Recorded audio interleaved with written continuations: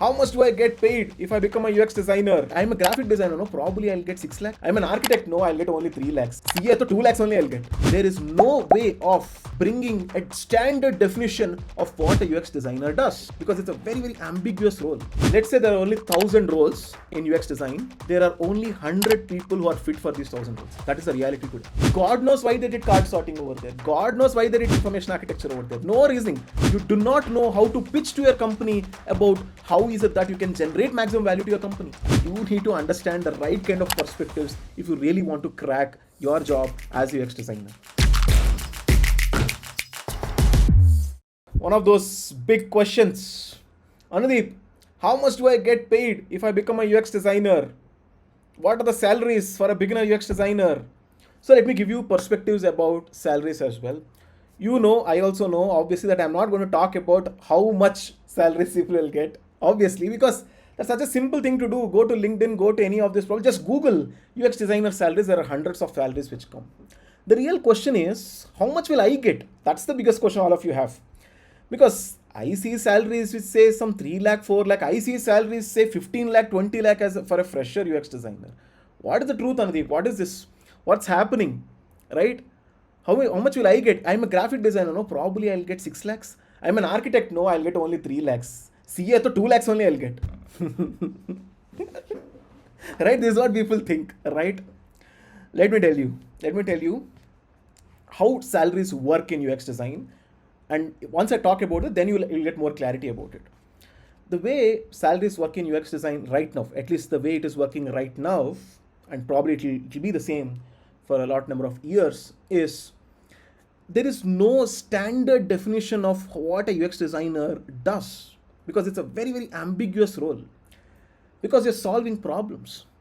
And you're like, hey, Anudeep, I don't understand. What do you mean by solving problems? And that's exactly how the field is. Let's say you're working in Oyo, a hotel booking app. What can happen is they can come to you and say that, hey, you know what? We want to introduce homestay booking, but only for the people who are between the ages of 20 to 30. They can come and tell you. And then you're like, hey, you know what? Please go and make a design for this and come back. And you'll be like, okay, what do you mean by homestay? What kind of homestays? Where? Why only these 20 to 30 years of people and all these kind of questions which come, right? That's exactly how the situation will be. You'll be left in this ambiguity, right? Our daily role has a lot of ambiguity. And that's exactly what is there in UX design process as well, is the whole process will make people, the company, the designers, go from ambiguity to clarity. Because that's the fundamental of what UX designers do, is because we do not know who booked those hotels, what kind of hotels, right? Why only those people from 20 to 30 years of age? What kind of bookings do people under 20 years do? What kind of bookings do over 30 years people do, right? Which all places, because the company doesn't know all these things, the designer doesn't know all these things.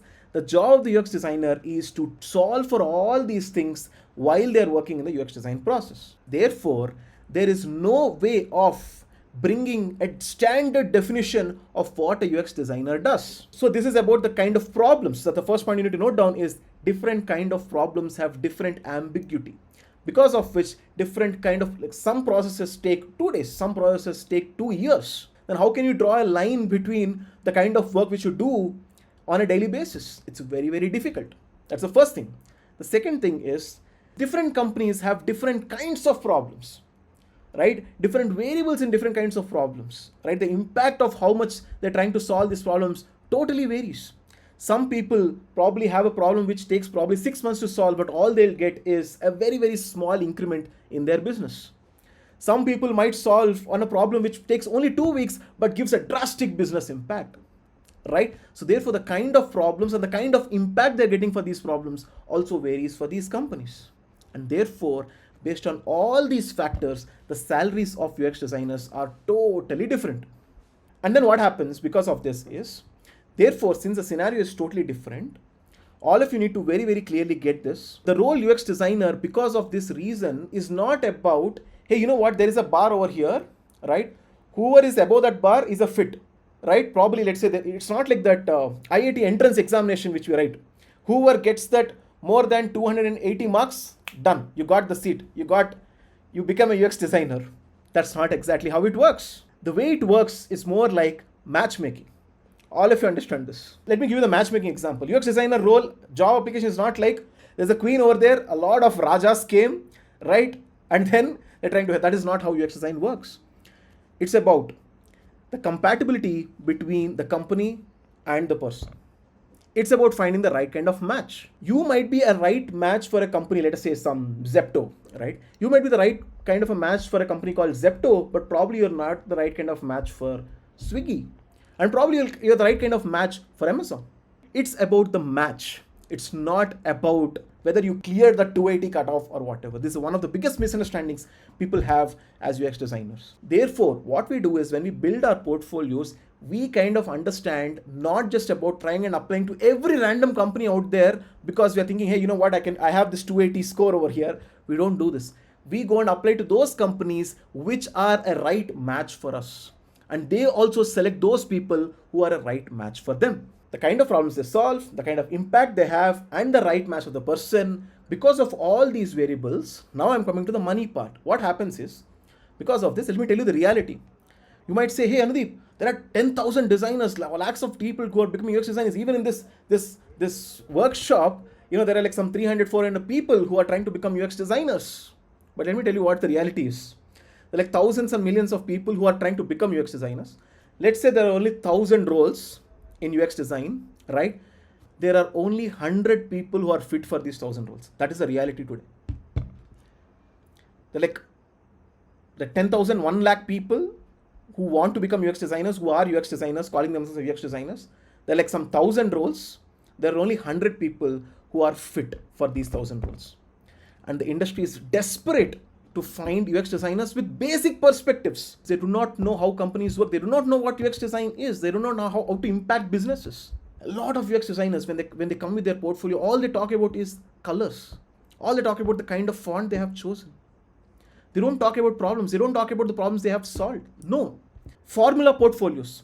God knows why they did card sorting over there. God knows why they did information architecture over there. No reasoning. Someone said, put some card sorting. They kept some card sorting. No reasoning, nothing. What kind of problem? Why does it even require that? No. Some random 3-4 questions put as user research, done over there. So many formulas coming because it doesn't matter. It doesn't happen like this. Oh, you made all this case study, all these tick marks. Now you got 280 marks. Now you are cut off. You got the job. Unfortunately, the job doesn't work like that. This is the reality, guys. This is the reality. Please, please, please really understand this reality that you need to understand the right kind of perspectives if you really want to crack your job as a UX designer, right? And because of this, coming back to this question, because of the situation, companies are desperate to find these people. And when they find these people, let me tell you, a lot of my students as well, they get multiple offers, each offer on top of it, just simply trying, crazy salaries just because they found the right kind of a person. So let's aim and become those 100 people so that, we can fit in that game. I'm telling you, this situation is going to be there for, you might say that, hey, Anudeep, you're taking workshop, mentorship and all these things to a lot of people. Probably by the, like in few months, there'll be ample amount of designers. Not the situation. There's so many companies coming out there, so many kinds of problems they want to solve. And there is a dearth of people who can solve these problems. And on top of it, let me top you off with one thing. What happens is a lot of UX designers even working right now in the companies are not utilizing their maximum potential of what a UX designer can possibly do. That's one of the biggest realities. A lot of people, a lot of UX designers, take my word on this, are just simply going and sitting and making screens. Nothing else. And they come and complain, not their mistake, but they come and complain saying that, hey, you know what, my company only wants me to make screens. It doesn't allow me to do any of those things which you're talking about. That is because you do not know how to pitch to your company about how is it that you can generate maximum value to your company. All you have proved to the company is that you probably can make a screen. You have never proved to the company that, I can take a better decision than this. I can get some data from the users and make sure that the screen is the better version of the screen than what you and me are thinking with our opinions. You didn't prove that. You don't even know how to prove that. You don't know how to talk to your stakeholders. You don't know how is it that you can bring their trust to you so that they can trust your design thinking process. You don't have all these perspectives. And therefore, you're just simply sitting and making screens. And what is that? You're getting paid for that? Peanuts. Let me give a summary of this whole thing. The salaries are dependent on the companies, the kind of roles they have, and there's a lot of ambiguity in what UX designer does, the UX maturity of the company, and the desperation the company has to find the right kind of people. And the situation is very desperate. There are so many people who claim themselves as UX designers, but there are only very few people who are actually UX designers. And there are so many roles which are, for which there are few number of people, and therefore the salaries are very, very high for these people. So what should you do? You need to aim for these kind of people with the right kind of perspectives.